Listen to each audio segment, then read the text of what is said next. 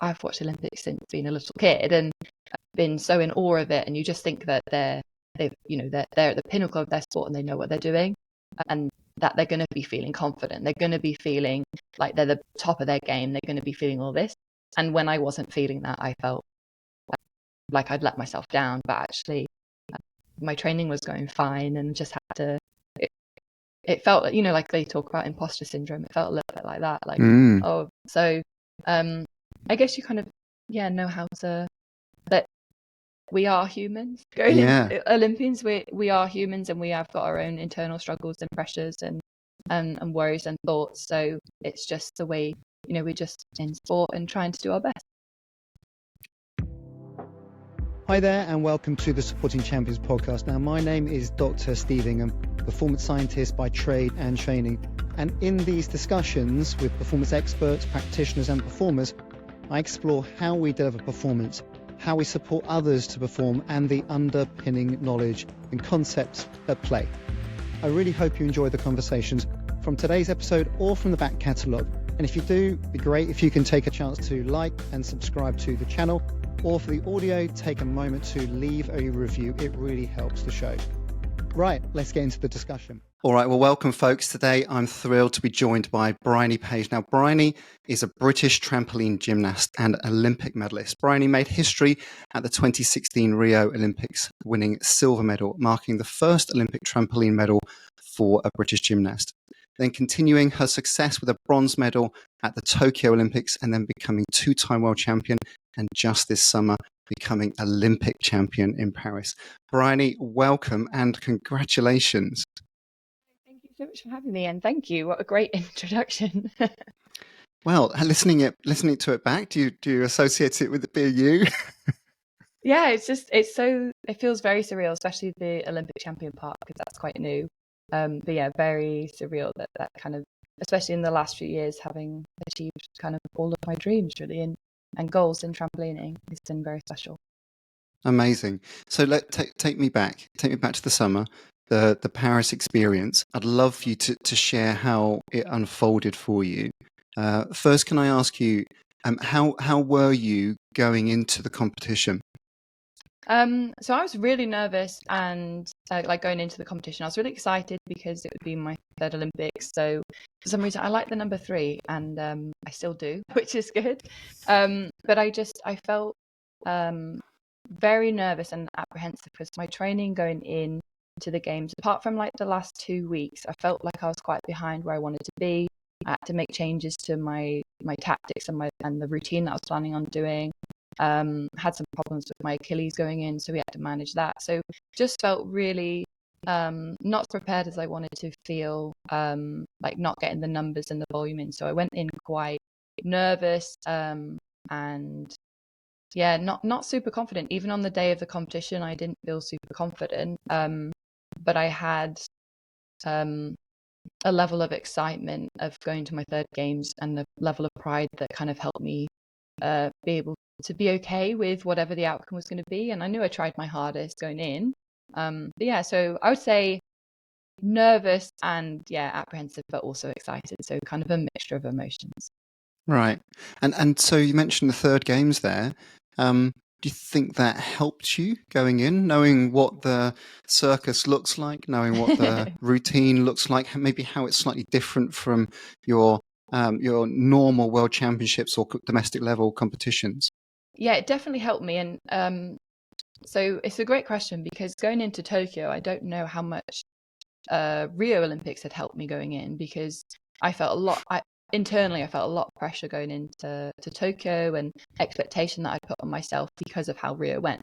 But this being my third Olympics, and having already dealt with that kind of that pressure of wanting to deliver another medal for Team GB, and for myself. So having dealt with that pressure, and that kind of those thoughts and that experience, and being able to succeed and get a medal from Tokyo, it allowed me to kind of know that I had the toolbox or the tools in the toolbox that I needed for these Olympics. So the pressure, even though I still felt that I knew what I wanted to achieve and what I was capable of, so I still felt it, but I was able to deal with it a lot better, and kind of much more ahead of schedule. And yeah, the experiences, I think, what helped me like so much in that competition, because you kind of know what to expect a little bit more. That the Olympics you think are going to be the best well-run competition and that you've ever competed in, but it's still manic, and there's chaos, and there's last minute decisions and changes, and there's always going to be something that is unexpected at that competition. You always kind of feel that, and you don't know what it's going to be. So when there's a little change at the competition, so for example, we were marched out for the final. I was marched out and introduced second, but actually I was going to be competing seventh.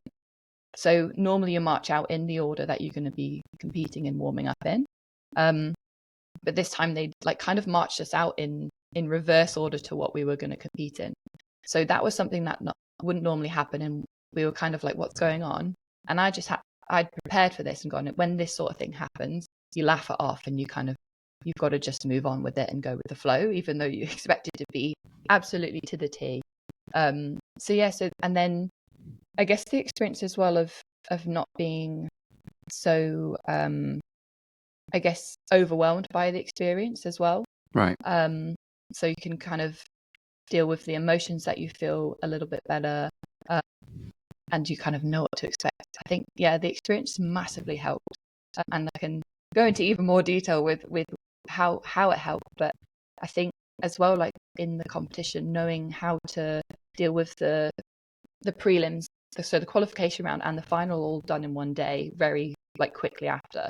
So normally at a competition, at a World Cup or a World Championships, there'll be a prelims, and then on the next day there'll be a semi-final, and then potentially the next day a final. Sometimes they put semi-final and final on the same day, but there's always a big gap between the two. This time at the Olympics, it's kind of a very different format. Everyone competes their first routine, everyone competes their second routine. Normally have groups where they do their first and second, the next group first and second, and then you have a gap, whether it's a day or however many hours. Right. And then it's a straight final instead of a semi-final final. So it's very quick, and we had 12 minutes apparently. We definitely didn't have it felt like so much less, but you go straight into a final. So it's quite a long competition, and just to know that you have to kind of save yourself if you think you're gonna want to put everything into the final. You've got to save yourself for that. So I can go on about the experience. Yeah, and that's interesting.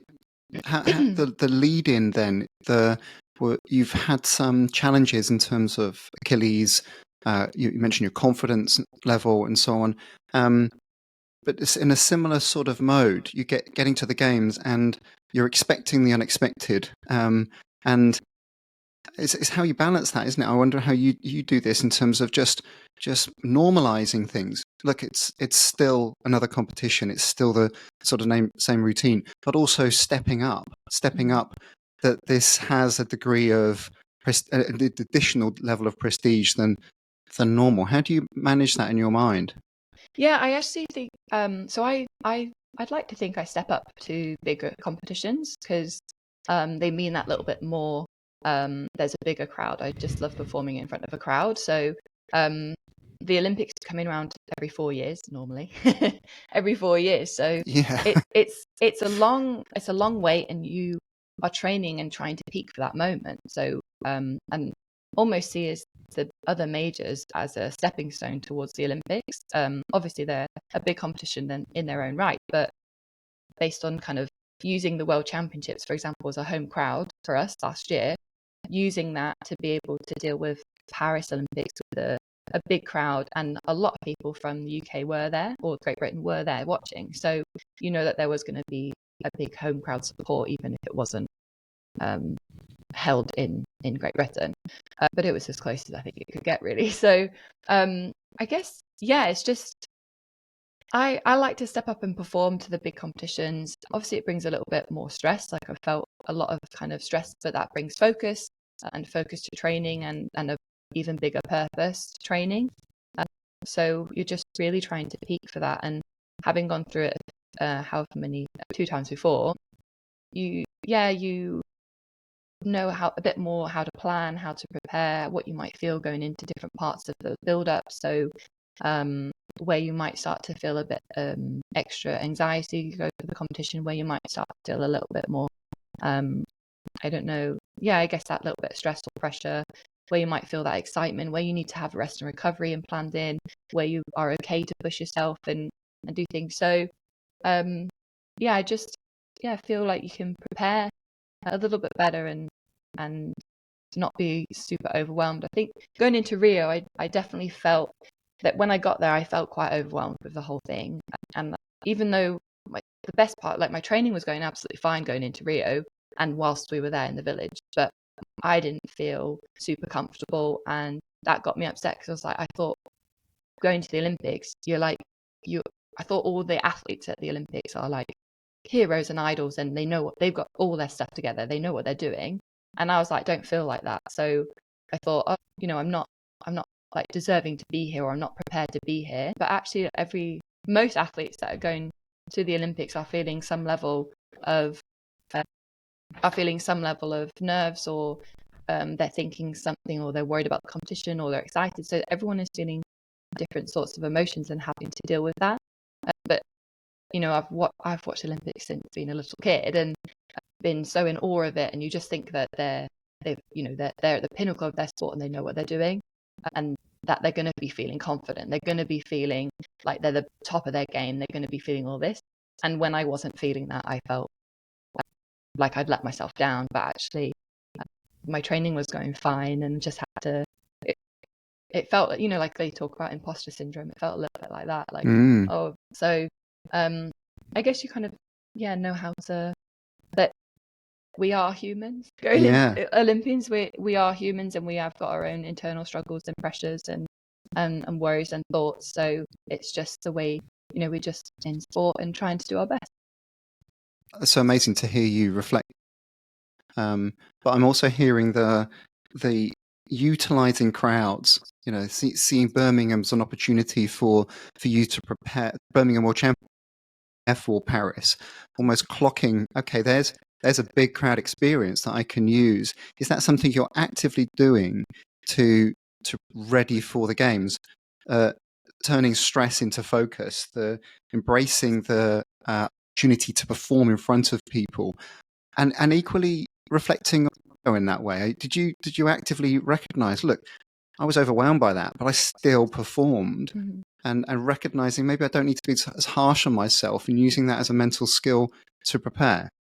Yes, definitely. I think for me, it was like just trying to be the best that I can be in whatever day or whatever scenario. And so for Tokyo, when it was a competition where we hadn't competed internationally for a whole year because of COVID, I was like, well, I need to try and be the best at dealing with that challenge, because a lot of people were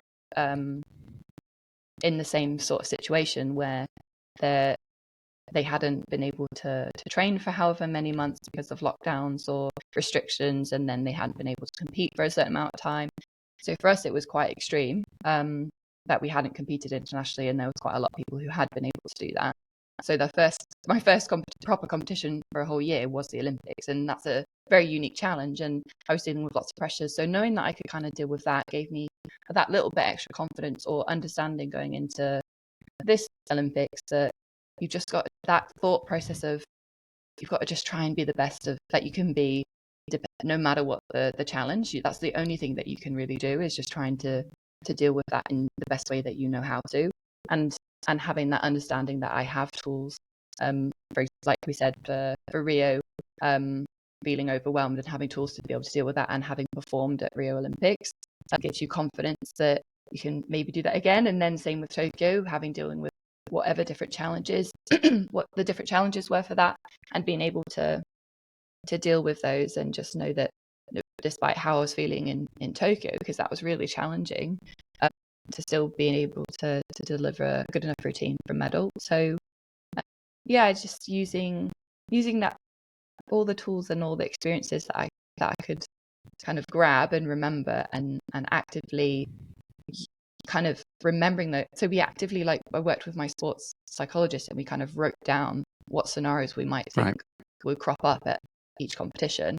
And the Olympics is no difference. We did the same thing. What challenges might crop up? How can we deal with them? What have I done before in the past that have helped?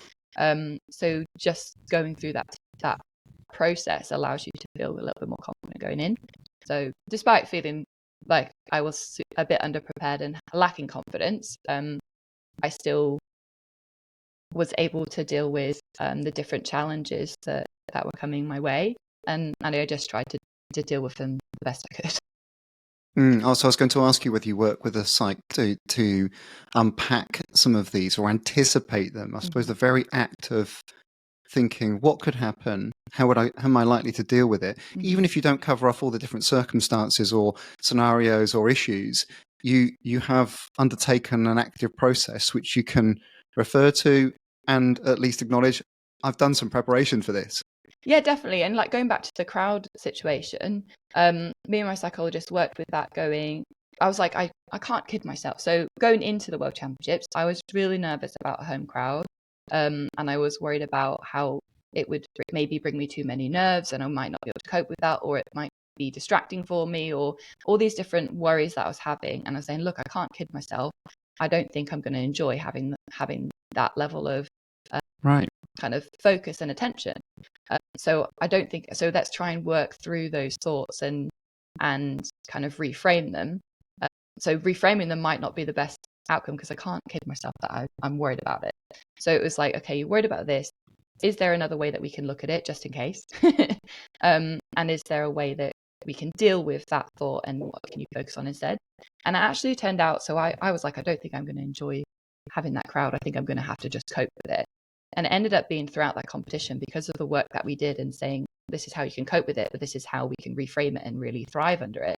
Ended up being the case that I started to enjoy having that crowd going into each final. Like I was actually smiling before getting onto the trampoline, which doesn't happen. I'm normally really nervous and focused in, and that's the part I don't enjoy, is getting onto is like the bit before competing. I like competing and the bit after competing, hopefully if it's gone well. But that bit kind of getting onto the competition trampoline is really nerve-wracking, and it's a case of being really focused, and I don't want to take in any distractions.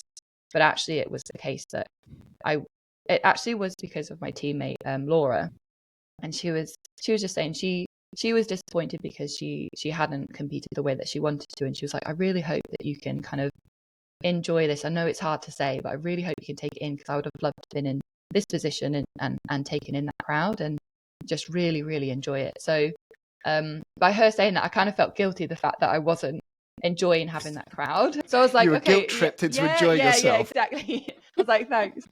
But the way that she framed it, I was like, do you know what? Yeah, I'm not going to have this opportunity for a long time, if ever. Like competing at World Championship in front of my home crowd. The last time we had that was 2011. So just before the London Olympics. So like this was that opportunity to really embrace it. And because of the way that she felt, I was like, do you know what? Yeah, you're right. Like I should really be taking it in, and instead of being frightened or scared or anxious about it, let's try and take it in. So like actually she was there as one of the spotters and matters for my synchronized competition with Izzy, and she was there. So when I was getting onto the trampoline for the synchronized, which was the first final of the day, we were looking at each other, and the crowd was going absolutely mental, like really loud, like cheering, just so excited to have a Great British pair in the final and to support us. And this is just stepping onto the competition floor, onto the competition trampoline, looking at Laura with the crowd going wild, and just like goosebumps and feeling the rumble of the floor and taking it in and smiling and just going, this is amazing. I have so much support here, and they're all, they're all here supporting us and wanting to watch us and wanting us to do well. Take it in, embrace it. Like this isn't going to happen that many times in your life. So actually enjoyed that part, and I could take that for each final of that day. We had 4 finals, and taking in the crowd for that. And then for the Olympics, I actually did the same thing. Like I was, especially for our second routine, I was straight after Leah, who was the French competitor.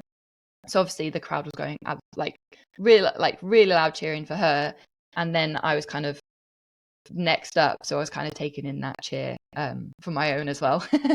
So I was using that, and just embracing it and thriving under the crowd, and just thank you to Laura to kind of bring it to my Laura attention. sounds like a sports psychologist in the making. She's amazing. She's amazing. And the work that I've done with my sports psychologist as well, like it just happened to switch something in my brain that allowed me to really thrive under it. But I was looking forward to a large crowd. It's just the home crowd thing gave me a little bit more nerves, but I used them for power and extra attention for my routine. I love that reframe of gratitude and appreciation of, I get to do my thing, my specialist skill in front of a group of people that really appreciate it. I love that reframe. The pressure of a crowd like that could feel overwhelming. What was it originally? I don't want to take you backwards because you can be grateful for the experiences, but what was it originally that made you go, I don't think I'm going to enjoy that? Because the London 2012 sort of experience for a lot of athletes, ultimately it's not a different competition. 100 meters is still 100 meters. But there's that additional layer of that home crowd. But what was it for you that made you go, oh no, I don't think I like that? Yeah, good question. I think like I find it difficult to I don't know. I think the like British Championships I find a little bit more difficult than a World Cup or a World Championships because of that home crowd. Obviously now it's a little bit different having had that experience at the World Championships last year and that light switch moment. But I think it brought just another level of sort of distraction and it felt more like a pressure to perform rather than that support, which is what I feel now. So than I normally do, which is weird because I like performing to a crowd, but if I know more people in the crowd, then it makes me more nervous because I know it means more to those people. If they know me, it means more on how I do, and I want to be able to give them a good day, like I want to be able to perform well so that they can then feel that. So if I have a lot of family, that was another thing, like working through my sports psych was there was my family was going to be able to be in Paris. They weren't able to be there in Tokyo, and only my parents were able to be there in Rio. So for it being Paris, it meant that a lot of my family could be there, and that brought that extra. I've absolutely loved the fact that they were able to make it and they put the effort in, because my older brother, he has 2 young kids, and they managed to get tickets for them, and that's a big family outing to be able to do that and support. So like it was really touching that everyone could make it, and I just wanted to be able to perform well so that we could kind of all celebrate together. So I guess it's that sort of level of having a home crowd, it the people that are watching are more connected to me and they feel more of how I feel. So I want them to feel happy just like me. So it's that level of that connection that feels a little bit more pressure or expectation. Yeah. But yeah, I think that's why I was nervous about it, but I don't feel that too much now. Yeah. It's so interesting talking to people about that, and over the years I call it the best man speech effect almost, that you could do a talk to hundreds of people you don't know, and whilst you might be a bit nervous, you don't know them, so you don't know what the effect's going to be like. You're probably not going to hear the after effects, but do a best man speech in front of hundreds of people that you really know well, and then suddenly there's a expectation effect.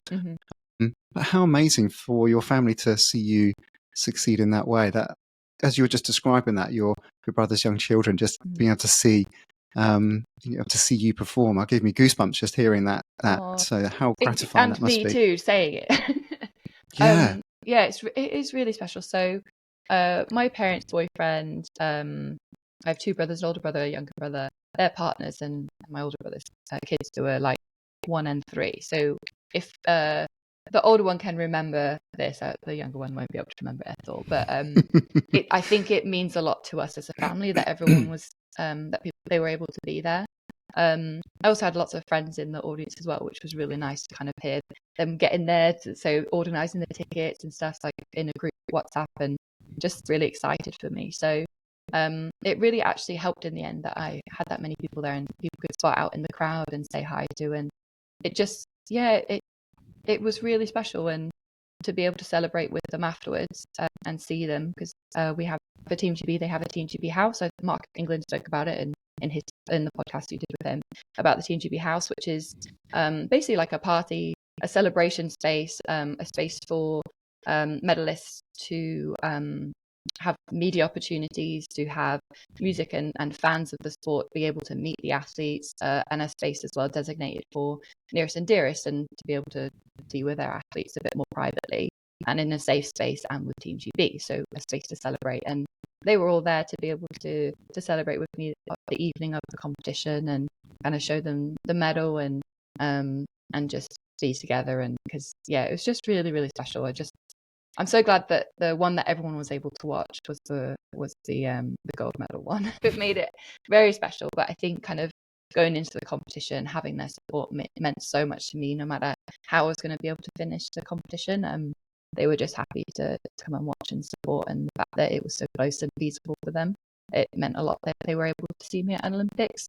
So it's really special and very grateful for it. So Auntie Bryony's going to need to put your performance back onto YouTube every Christmas to show the one and the three. One and three, they're not going to remember. They're going to need to have that reinforced every year.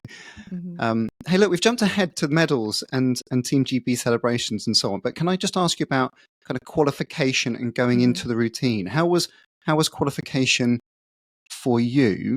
How important is it that you do enough to get through? You also mentioned about sort of almost conserving a little bit, that you're not putting it all out there and that you're holding back, but you're also doing enough to get through. Exactly. Yeah.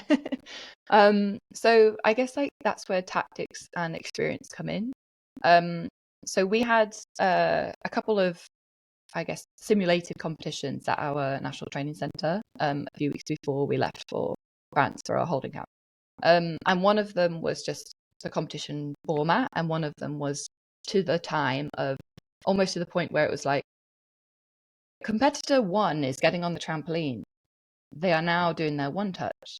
And then 30 seconds later, they're getting off the trampoline. Competitor 2 is having that. So it was literally timed as if we had the entire competition. We had a kiss and cry area with a sofa in the corner to go to.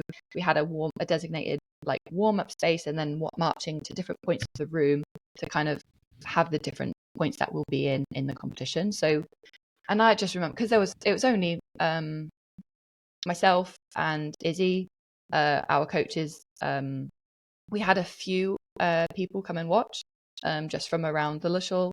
We had a judge come in, and then the analyst and physio, and a few support staff. So it was a very small competition. The fact that it was just me and Izzy competing, but we had to kind of pretend other people were on the competition trampolines. So by the end of this process, I was like, this is so boring. Please just let me get on the trampoline. The waiting around is excruciating. I just want to trampoline, just want to get on. So knowing that, going through that timing, that it was potentially going to feel really long day. The fact that I used the entire time of the podium training, which were allocated in the morning.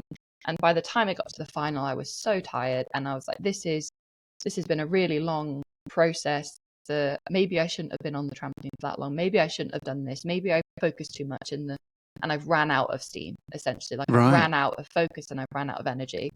So having that experience allowed me to approach the competition in a better way, to be able to go, okay, I need to conserve energy in the way that I can, with obviously I still need to give everything I can to be able to make it into final. I can't hold back enough that's going to stop me from doing that, because then I'd regret it. So, but I do need to I need to find a way to have enough energy and focus for the final to be able to give my absolute everything, because that's the one that's going to be that's the medal performance is the final. So our format for the competition is we have 2 chances of making the final. It's the new way we've done it for this Olympic cycle. We do our first routine, and then we do our second routine, and it's the best one to count that gets you into the final. So for me, the first routine is the most important in those 2 routines, because it sets you up based on how you can perform in the second routine. So it's for me, delivery. So I'm still trying to focus and do my best, but I'm not risking everything. I'm doing a very comfort zone routine, and I know that routine will get me into final because of the strength of my routine and the competitors. That a solid delivery of a routine, an average routine, should be enough to get me through.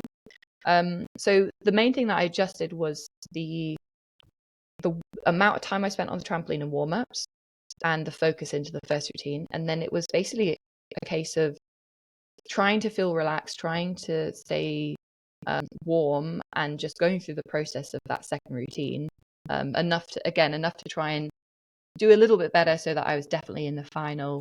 And then it's a case of being really, really focused for the final. So yeah, I guess it's giving enough that it's that tactic. So if I knew that I had to get a 57, which is my PB is a 57.21.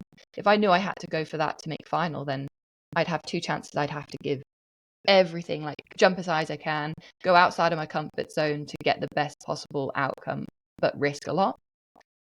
Because if you're jumping outside your comfort zone, what you've been training, because obviously you get a little bit more nerves for a competition, so you have a lot more power and you can use them.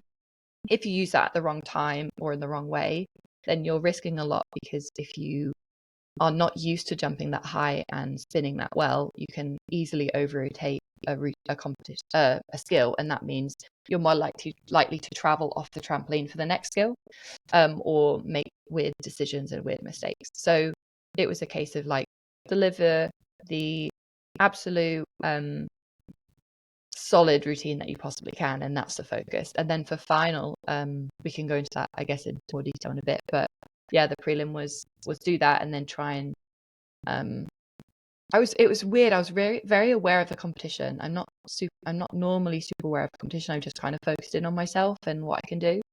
But this competition, I think I needed to have an awareness so that I knew how to play it. So after my first routine, the score that came through was a lot lower than I thought it could be. It was like a high 54. I was expecting maybe more of a mid 55. So, but I was in second place after my competition, and I was kind of middle of the competition. So I was kind of surprised that score was placed so highly, but I was disappointed with the score that I got. So, and I knew that might be borderline kind of 8th, 9th, and it's the top 8 that go into the final. So I had to kind of play it again a little bit safer going into the second routine, whereas normally I would have stepped up a bit more just to kind of understand how much I could push it without taking so much risk.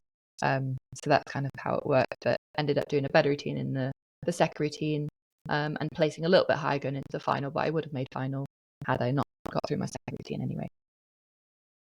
Fascinating. Really fascinating. I love that. I love the fact that you've done a really boring dry run back at Lilleshall in a cold, empty hall with your analyst and physio as a realization of this is more challenging, and therefore that I need to put some things in place to be able to cope and maintain my energy and dial it down. I couldn't have imagined that you would be present in the competition, that you're tweaking routines, and it's almost like a poker game of some sort, that you're sort of, I'll give a little bit more, I'll take a little bit back, and you're sensing the judges maybe a little bit harsher, or what your score is higher, and conserving and yeah, when you mention tactics, it genuinely is tactical, not a closed thing. This is what I'm going to do, this is how I'm going to play it, and I'm just going to execute. You're feeling the situation and how you're responding in the very moment. Yeah, it's something that I think is that experience that comes in. It's not something I used to be able to do, really. It was it's that clarity going into a competition. You have an idea of how you want to compete. So whether it's we had the tactics right from the start where it came into Olympic qualifications, was I will play for the qualification competitions. It's those two routines to get you into a semi-final, and in semi-final you only do one routine to get you into final. So it came to the point where it's like in the prelims I'd do my absolute base simple routine, which is a 14-4 tariff, which is competitive, and I can do it normally very neatly, and that would be definitely good enough to get into the top 24, which is what the semi-final is. And then the second routine, I'd then use my upgrade routine, which is the one I competed at the Olympics, and then based on those, how I scored on those two and how I felt and how it was going, and I could then decide what to do in the semi-final. And if the 14-4, the easier routine, was good enough compared to what everyone else was doing, then I could consolidate that and use that for the final. In the final, I would then choose which routine I thought was going to give me my best shot at medaling and how I was going to approach that routine. And then later when that was really important for qualifications for the Olympics, later on in the process, when I'd already finish a first and second, and that was hopefully enough for a top 3 finish in the World Cup rankings, which would qualify space. It meant that I could play it a little bit more risky, and use my my first upgrade bowl, which is now my general routine, and then use the second routine as an even higher routine, and really push for the higher routine, which is the one that I competed at the World Championships final with a 3 triple routine. But that's the one I ended up not using for various reasons for the Olympics. So me to try out new routines and try out new skills and see how they'd score before, and not risk so much, because I have this chance of qualifying with one routine. So yeah, tactics played a bigger role in this Olympic cycle than any time before, and I also had the option to do that because of where I am in my career, and the amount of routines that I can switch and change and change how to approach. The biggest thing for me is not actually just the level of routine I'm going for, but how I approach it. And that's where the tactics came in, I think, massively for these Olympics, was how I was going to approach each routine. So yeah, if the first routine I crashed, then obviously I'd go for another delivery for the second routine. If the first routine was a good solid delivery rather than a weak solid delivery, then I could have risked more in the second routine. But I didn't want to do that, so I needed to know how to approach the second routine to give me my best chance for making the final, but also giving me my best preparation for the final. So yeah, the tactics played a much bigger role this time. And then I can the tactics into the final. Again, I normally aren't. Can I just say, Brian? Yes, of course. Yeah, sorry. You I don't want to sound too corny here, but you create goosebump moments on the trampoline, for Team GB, for yourself, as you said, for your friends, for your nieces and nephews. But that, what you've just described there, was, I can imagine like this war room or a massive whiteboard of you working through your scenarios, such that you have got, it sounds to me as though you have got such a grasp on your skill, a mastery of not only jumping and turning and twisting, but also how you deliver that in competition for the result. The process you've just described was just a joy to listen to it. Oh, thank you. That sense of, I know what I'm doing.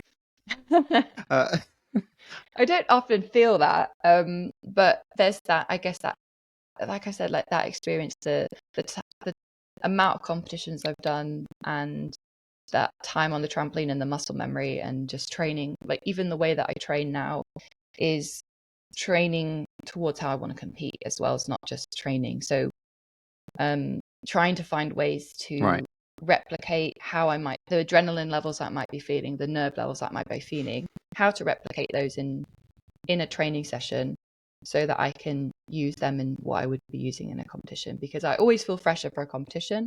I always feel like I have more power. The trampolines are that bit newer, so I feel like I can jump more and bigger. So it's just a case of, in training, I've got to absolutely be pushing the trampoline as hard as I can, to jump as high as I can, and that will get similar to how I could approach a competition, just naturally, not even pushing it. And so I think, like, going into the World Championships final, talking about the crowd earlier, and knowing how I was feeling in prelims and the semi-finals, that the crowd gives me that. This is where I didn't go well in the semi-final, because I wasn't balancing how I was feeling for the competition and how I was approaching the routine. Because I was leading the prelims and the routines were going great. So going into the semi-final, I was like, okay, we'll do the same routine. I'll approach it like delivery. And actually, because I had a lot more nerves and I didn't use them, and I held back too much with a routine that I think deserved to have more step up to it, it actually didn't work, and the balance was off, and I ended up only just qualifying into the final with like 0.01 to spare, which is one of the closest you could get unless you're tie breaking. So it was a case of understanding that, and luckily making the final. It meant that I was like, okay, I have a lot of nerves, I have a lot of adrenaline, the home crowd is giving me this, it's giving me this extra power, and actually I don't want to do a routine that as allowing me to hold back. I need to do the routine I need to step up, and I need to use all that power to be able to get through it as best I can, and to get through it in general. So let's go for the biggest routine. Like, I've also had that idea of, I've won a world championships before. I want to win it now in the way that I want to win it, Right. rather than just, I guess, using a routine that would have been good enough. I was like, I want to give everything and know that I gave everything, and not use tactics and hold back. The tactic was give absolutely everything, use the adrenaline. And I ended up getting, so we have a score called the time of flight, which is how high we jump on the trampoline. It's done in a time. So it's timing how long you're flying for, which is hence time of flight. So it measures when you leave the trampoline, when you hit the trampoline.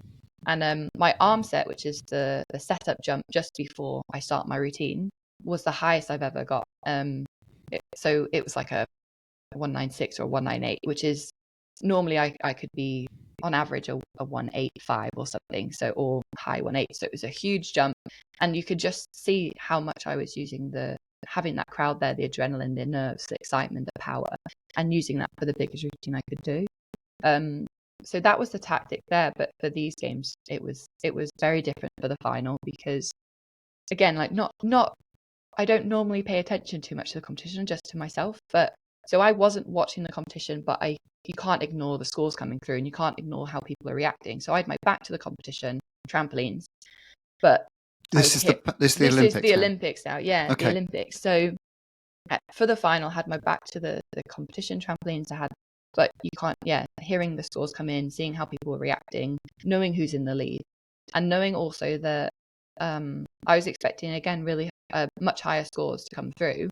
And if they had, then I would have approached my routine with that bigger risk, jumping that little bit higher, jumping that more outside my comfort zone, to be able to have the opportunity to deliver it in a better way with a higher time of flight.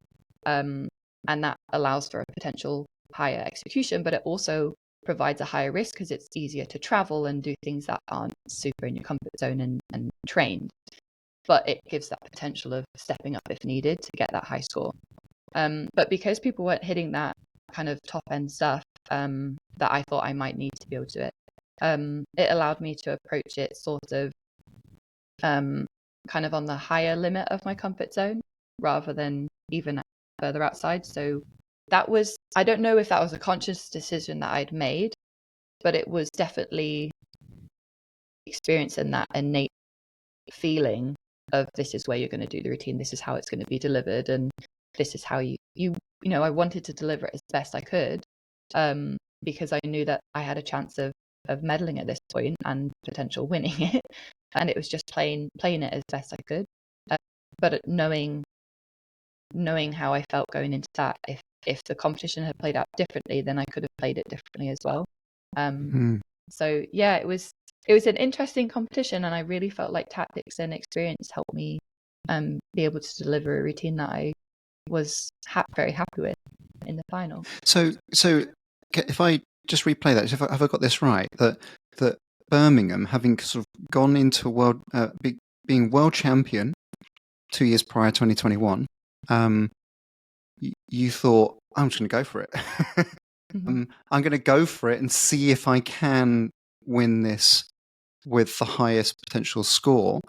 But with the Olympics, you haven't necessarily got the Olympic gold medal to sort of go, well, I've got one before. I can see if I could do this one with flair. You're dialing it in a way that you think, okay, this is going to increase the probability of me winning or a medal or winning, or best chance of being highest, as opposed to want to take risk and what will be. Yeah, sort of. So I as well was I guess not forced to go in that way, but circumstances changed anyway. So like with my ankles, with my Achilles playing up, I wasn't able to get as much volume in my training that I wanted to be able to get the routine that I wanted to compete at the Olympics was the one that I got at the World Championships final, which is my 3-drift routine, worth a 15.8. I was going for the Olympics. I had to change it and go for the 15.2/15. So I was already downgrading my routine before going into the competition. But also tactfully, that was my highest scoring routine in terms of what I performed in competition. but the highest potential scoring routine would obviously be the higher difficulty one if it performed well. But because it wasn't consistently getting through the routine, or it wasn't consistently working well, and it was playing on my mind, and just felt like I wasn't getting that routine to a level in terms of quality, quantity, and confidence that I wanted it to be going into Olympic Games. So I wasn't wanting to go into a competition completely like taking all the risks and doing the highest routine I possibly could just by chance it could happen. I wanted to play, like I wanted to be able to, I wanted to have confidence going into my third Olympic game. And I wanted to be able to have the ability to perform a routine well, and not just wing it. So kind of going into that competition, I'd already changed that the routine, which I was really disappointed with, because it was I say last minute decision. It was probably like 3 or 4 weeks out that I had to stop training. I decided to stop training that routine and just focus on doing the easy routine. I was going to feel more confident. So yeah, because of that, I wasn't able to have that potential of giving everything, and because I really wanted to go to my third Olympics, and I wanted to try and win with a really impressive routine, the 3 triff, which is not many women in the world have ever competed that. So, and it was one of my dreams to be able to do it since I was like 18 when I could do the skill, and the link. It might have even been 17. So like I'm 33 now, so it's been a long time that I've wanted to compete that routine, and being able to compete it last year internationally meant so much, and being able to do that at the World Championships final in front of a home crowd and win, like that's what I wanted to do at the Olympics. I wanted to showcase the best of what I could do. So it was really disappointing to not be able to do that going into the competition, knowing that I wasn't able to compete that routine. So I guess that's kind of what led to a little bit of self-doubt and lack of confidence and disappointment kind of already going into the competition and having to deal with that. So yeah, but because it's an interesting concept, because I think that a lot of people don't recognize for elite performers, they're often doing this trade-off to be able to achieve a result. That idea of being able to win or be successful when you're having a bad day, understanding the variability, but understanding that this is your best play going into the games. Yeah. Scenarios that or the different factors that you're balancing. Yeah, it's really funny you say that. So going into Rio, the year before we had a World Championships, I finished 5th with a slight mistake. And I was saying to myself, like, if I don't make that slight mistake, I could potentially make it onto the podium. So I was like, at the start of the year, like I remember writing my diary saying, I'm going to train like what I think an Olympic medalist would train like. I'm going to train like that, and I'm going to try and make that podium. For me, I thought just making, like, if everything worked the way that I thought it could, if I did the best routine I possibly could, I could make bronze. That's what I felt. I thought if I'm really lucky, if I get through with the routine the best I can do, I might just squeeze onto the podium. And for me, Rio was such a special moment because it was the final was the best routine that I'd ever done in that moment. So in that Olympic final, somehow I managed to, like, I'd seen it happen in training, it like 9 out of 10 skills, and different skills changed each time, like as in the best that I could do them, and I'd do them in sections. It was almost like I put all the sections, the best I could do, all together in that one routine. And I knew getting off that trampoline, that was the best I'd ever performed that routine. And it happened to be an Olympic final. And it was the most amazing feeling ever. And for me, that was my goal. That was a gold medal. And it ended up being, and I didn't know I was medaling at that point because I was only up 2nd and I had the whole competition to watch. So I was crying, and with happiness and joy and excitement and relief and all of these different emotions before even seeing my score, because I knew that was the best I could do. I saw my score, it was a PB, and then as the competition played out, there was the thought, oh, I could finish 4th, but that's amazing. Like I know I couldn't have done more. Then finishing, knowing that I was going to make the podium, and absolutely those emotions just times by a million, and then realizing it was going to be a silver. And for me, that just doing that routine felt like a gold medal to me. That was the most amazing feeling ever. And then going into the Tokyo Olympic cycle, I felt the chances of that happening again, because that has only happened by this point, it only happened twice in my entire career for, at this point, 16 years. It's been, I can say it safely, I've been trampolining now 24 years, and it's still only happened 2.5 times. So it's almost a third time. And so traveling, moving across the. No, this was just in that moment, knowing that was the best routine you've ever, in the best way you've ever done it and performed it. Because there's always a slight mistake, or there's always, you're just dealing with some sort of movement on the trampoline, or you're dealing with one slight kind of mistiming, or you've had to adjust in certain way. You're training routines and you're trying to get them, to excellence or perfection, but perfection doesn't exist. But you know what it feels like when it's the best you could ever do it. And to get that in a competition and to get that in an Olympic final, I just thought the chances of lightning striking the same place twice is really minimal. Like, I don't expect to be able to do the best routine I possibly can in Olympic final again.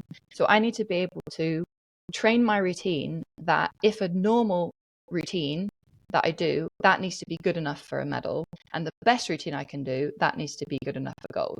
And that's how I was approaching Tokyo. And I knew I had the potential of winning gold if I did the best routine I could, and that's what I was aiming for. But I ended up doing like 3 different mistakes across the routine, and I was like, that's where I lost gold, that's where I lost silver, and this is where I managed to stay on for bronze.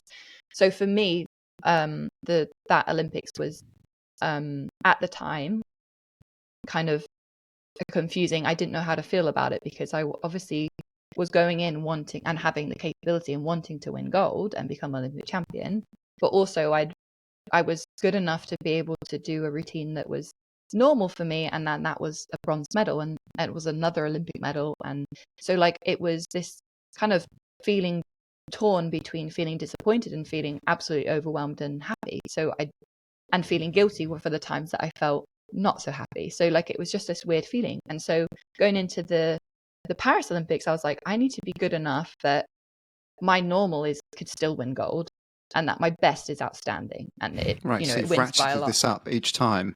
If I'm at my best, I can be at the podium. My normal is good enough for the podium. My best is gold, and now my normal is winning gold.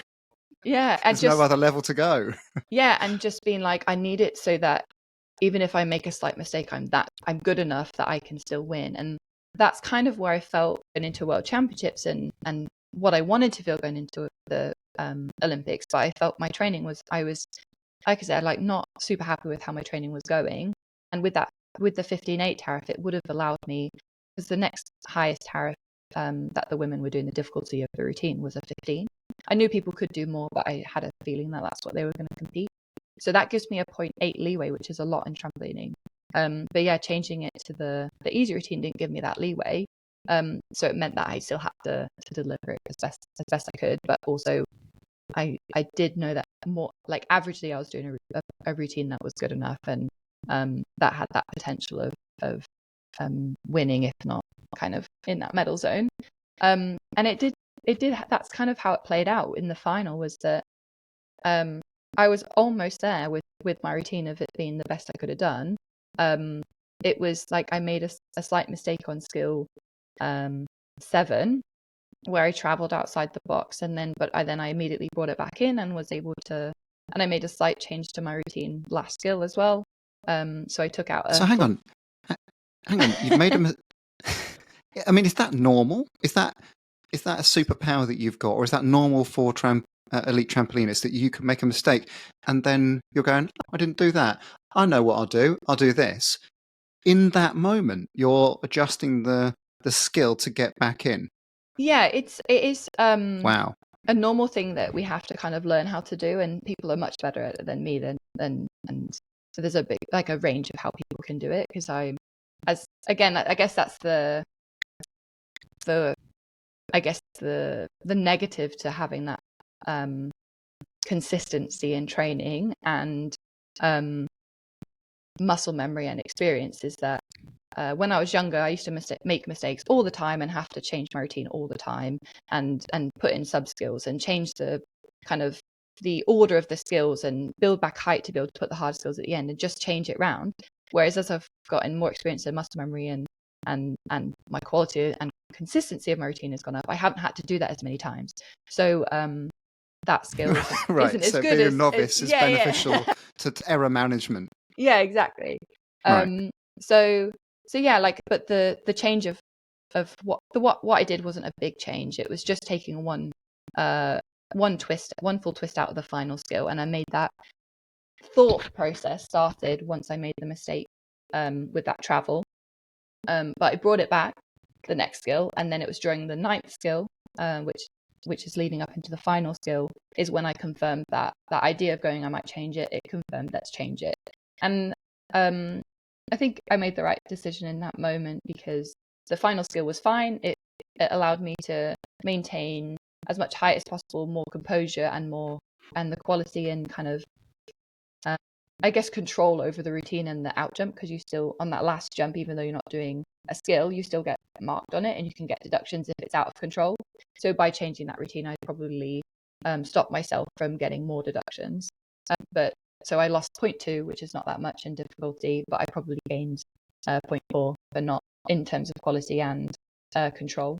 So I'm really happy with that decision. But like I said, like, I still made a mistake. It wasn't the best routine I possibly could have done. My PB is a 57.21. My score at the Olympics was a 56.4, I think, or 56.46. So it's a big gap. It's that 0.8. It's that tariff, almost to the T.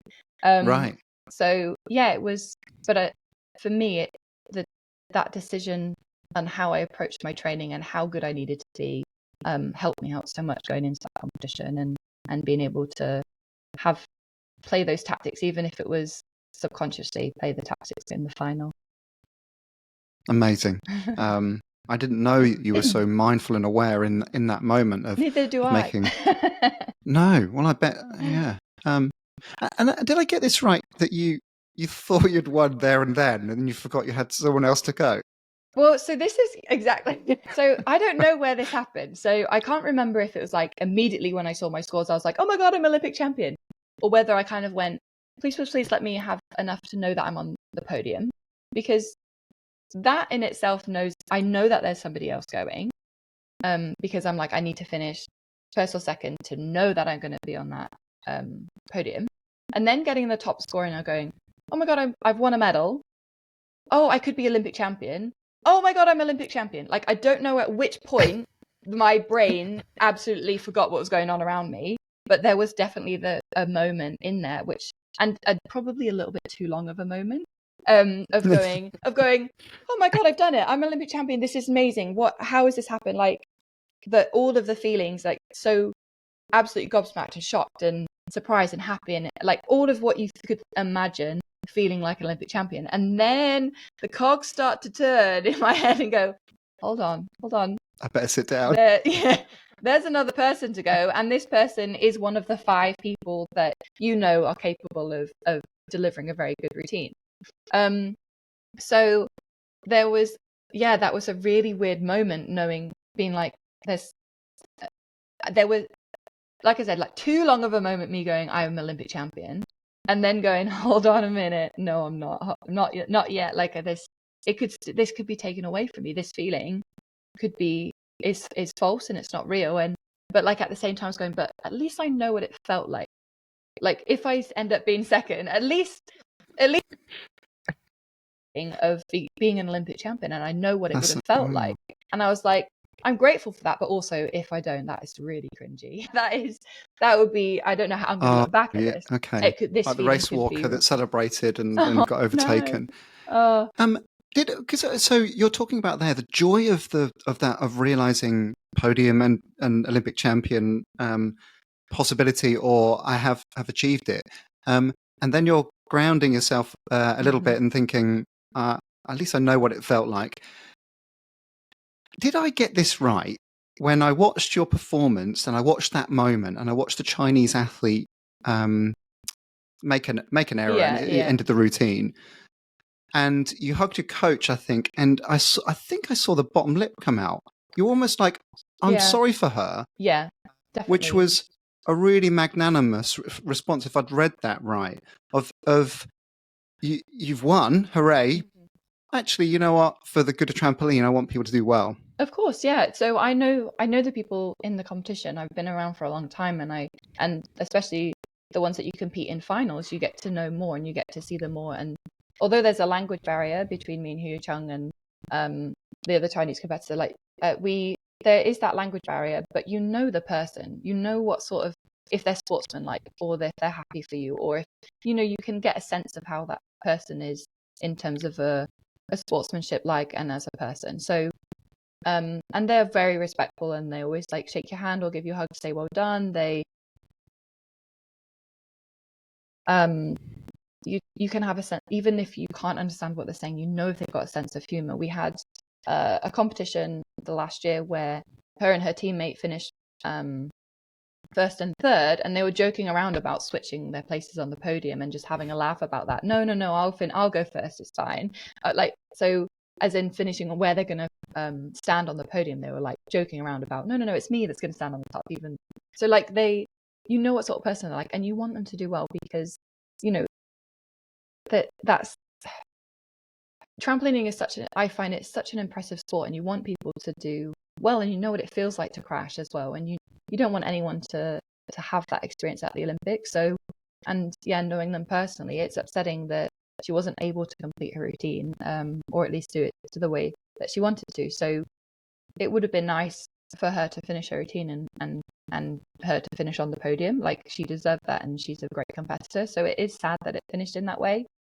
Sad for her that she has to kind of feel that pain of not completing routine in an Olympic final. So yeah, definitely disappointed for her, and that is the feelings that I felt in that moment were relief because of kind of celebrating too soon, and but also that I could still remain remain or become Olympic champion, but also that disappointment for her, and those feelings were the most present ones, rather than excitement and happiness. And then kind of I almost had to the crowd was so funny in that moment, because there were people that were kind of screaming because of the crash and they were worried for her, so that it was like a sort of a scary moment scream, and there were people that were celebrating what that meant for me. And then so it kind of went, whoa, yay, because it was that like initial reaction of, oh my god, I'm so happy, but no, I shouldn't really react in that way, but I can't help myself, so let's hold back a minute, and then we can celebrate again because we know that she's okay. And so the crowd was just that noise was so interesting and so funny to kind of be part of, and that reaction. But for me, I didn't feel that immediate I just couldn't feel that initial excitement, because you don't want that for somebody. So yeah, it was a difficult kind of few moments after the initial kind of shock of it.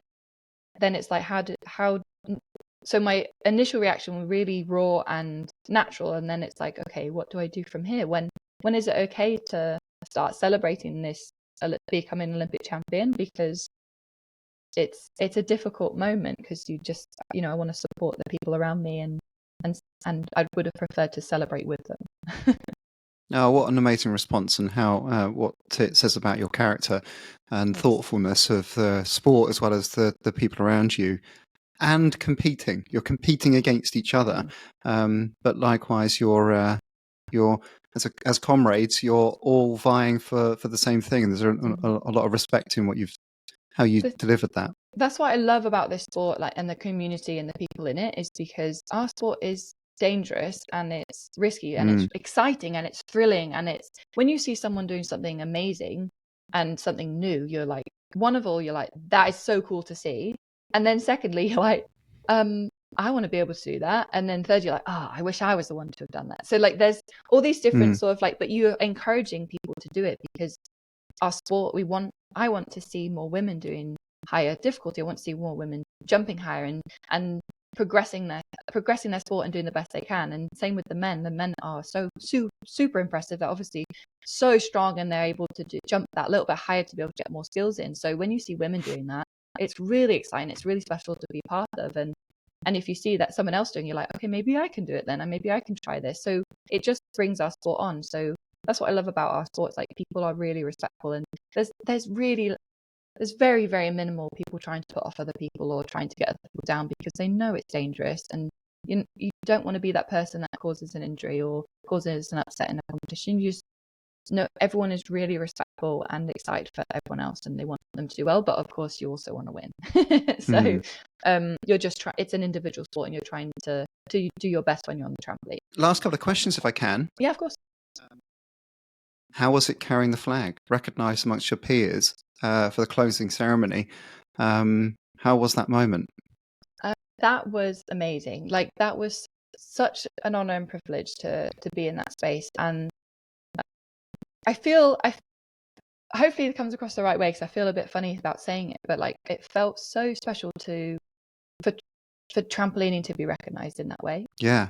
Or a trampolinist to be recognized in that way, because we're such a niche sport. We're not a big sport like athletics or cycling or swimming. We're very we're this little sport on a trampoline alongside gymnastics, which is another big sport. So like, it felt so special and it's just the significance of it was huge for me in trampolining, that my kind of successes at an Olympic Games was special enough for Team GB to think of me to be a flag bearer. Like, it just felt so huge and so special and so amazing. And to be told that I was going to be the flag bearer, we were told on the day. I was out at lunch and had to kind of hold myself together, because I wasn't allowed to tell anyone until it was announced by Team GB. So kind of I was like, went back to sitting at lunch like, like, I've done this, but like trying not to make it obvious that something's happened on that phone call. And yeah, it was the most amazing, surreal thing to be a Team GB flag bearer. And it almost like, once that kind of initial excitement and joy and just felt so proud. Once that kind of like died down a little bit, and now I couldn't process the gravity of what was going on.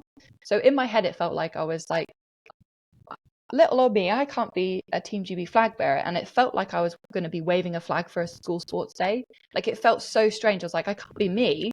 So it must be the significance of it. Just, I had to process it. It was like, I'm just waving the flag for a school sports day. That's what it feels like.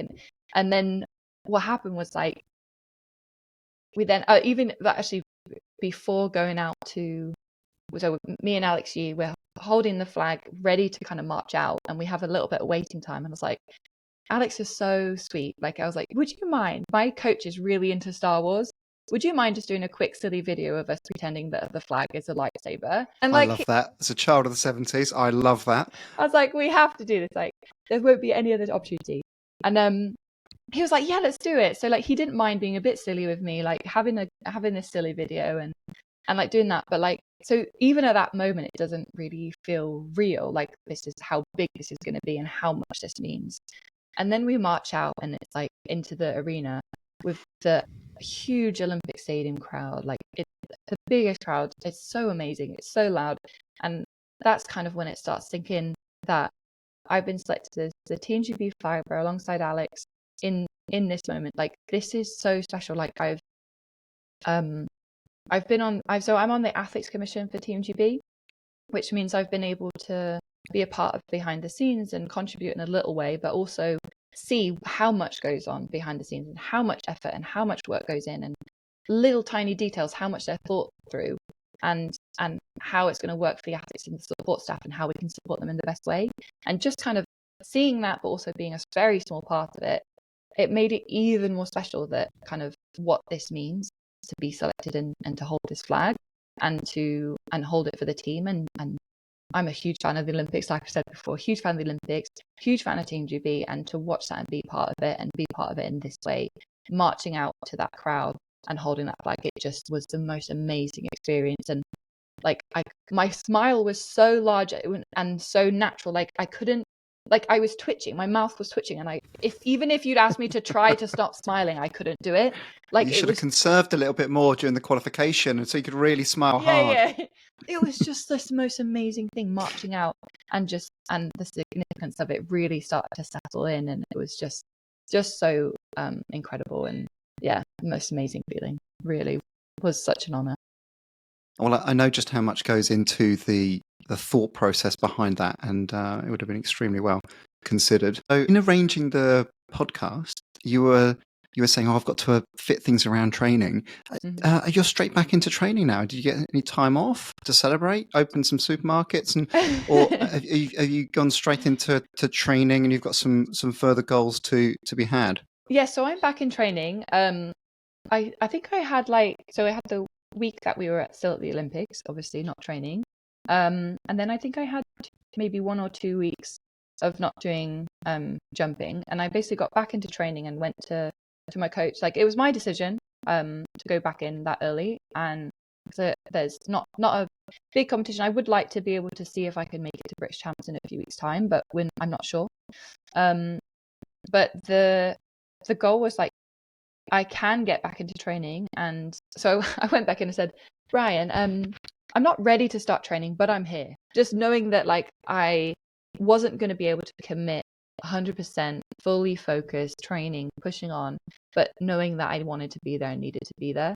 That was the feeling that I had. I was like, if I can be at training alongside everything else that's going on right now, like if I can be at training as much as possible, then when I'm ready to be in training, I don't have to start from scratch, and I can go through that. And I know that I've got to go through a period of getting the Achilles sorted, so doing a lot of exercise for that. And I want to take in as much as I can in this time with kind of doing things like this and talking on podcasts and going to clubs and seeing people and seeing friends and family and doing experiences that I would never have happened and had I not kind of won a medal at the Olympics, and kind of just opportunities and events, and just being kind of taking it all in and riding that wave and being part of that, but also training alongside it and in a relaxed way.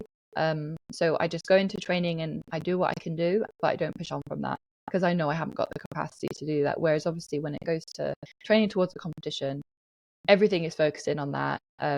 Every decision that you make is this going to affect my training? Is this going to affect who I am and my my performances? And like the decisions that you make are really focusing on training. It's very stressful. If you get to a training, if you're within a training session and you're like, this training session is horrendous, like it's not going very well, I can't get my head right, I can't get the physical, I can't get the technical, whatever it is that's challenging in that session, you're like, right, how can I flip this round and get it to be better? How can I do this? Whereas at the moment it's like a relaxed approach that if I get to that point in training, it's like, okay, we finished there, we move on. Okay.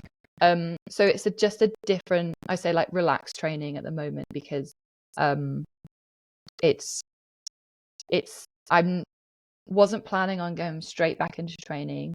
So it's a case of just allowing it to be a better gradual build for when I am ready.